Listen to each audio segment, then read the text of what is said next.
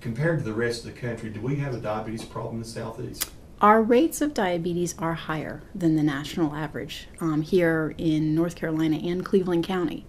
When you look at nationally, the Southeast definitely has a higher incidence of diabetes. It is growing nationwide and worldwide, but yes, we do have more of a problem here. Is it just because we have ready access to sugar? Is it because we're in that southern sugar belt where they grow cane and stuff? Well, it's some of it's diet, not just sugars, but fried foods, things like that. When you look at over the past 9 years, the rate of diabetes has increased, primarily starting with, I think, Alabama and Mississippi were the two states that really started to show the trend increasing. And so it's the whole Southeast. Is it diet? Is it lifestyle? Or is it genetics? I think it's all of those things. Tell us about pediatric diabetes. Type 1 diabetes, which is commonly known as, or used to be known as juvenile diabetes, is a small percentage of the diabetic population, but we do offer services for children with type 1 diabetes. It's a difficult disease when a child is diagnosed with something like that, where they have to take insulin injections several times a day. So we work very closely one-on-one with those families. We don't necessarily put them in a group environment because their needs are a little bit more special.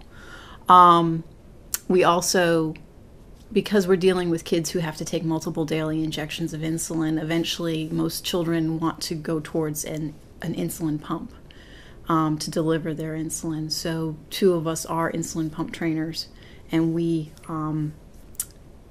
train them how to use the pump, how to troubleshoot. We teach the parents how to use the pump, those sorts of things.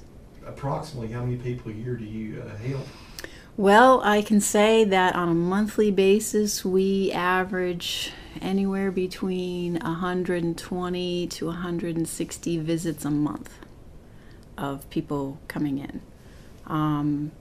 We get anywhere between 50 and 75 new referrals, brand new referrals every month, and about 100 new clients every month. Is a certain specific course you teach them what they need to know and they move on? Right. The curriculum consists of usually about 3 to 4 visits, depending, of course, on what they need.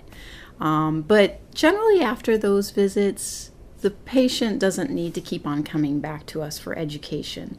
What we let them know is that, hey, we are here ongoing. If you have 6 months from now, if you have a question, give us a call. That's what we're here for. We're your diabetes resource. Because diabetes is primarily a disease that has to be self-managed. And unless the person has good education and understands their disease, their success in managing it is not going to be as good.